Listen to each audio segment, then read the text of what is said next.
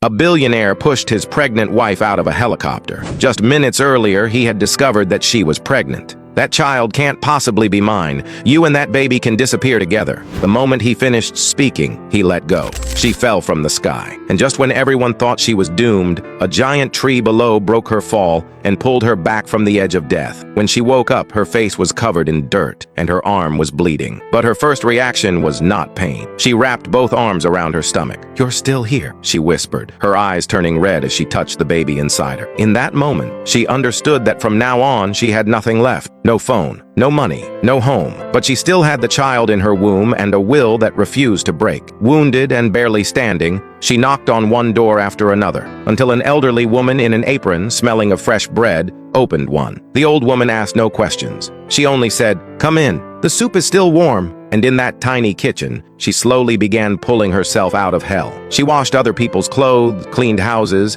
and later learned how to sew, sell, and make money. The hands that once touched only luxury and perfume became rough with calluses. She held on to every single coin, because she knew she was no longer living for herself alone. As her belly grew, she worked harder and harder. She was not crying for the past. She was grinding her teeth for the future. Meanwhile, the man who had pushed her was still living in a penthouse. Champagne, women, parties, laughter. He went on with his life of luxury and excess. Raising his glass, he laughed and shouted, "To myself!" There was not a trace of guilt on his face. But later that very night, before the party had even ended, he jolted awake from a nightmare. His body was drenched in sweat, his breathing ragged. In the dream, a little boy had been staring straight at him. He had never seen the child's face before, but those eyes sent a chill through him, clear, sharp, as if the boy had come specifically for him. He didn't know who the child was, but for the first time, he felt fear. Not long after, in a shabby delivery room, the woman finally gave birth. She was covered in sweat and tears, yet she held the baby boy tightly and smiled. That smile was not weakness. It was the smile of someone reborn after escaping death. "You are my life," she whispered. "One day, he'll understand what he lost." The baby's cry filled the room. It was not a weak cry.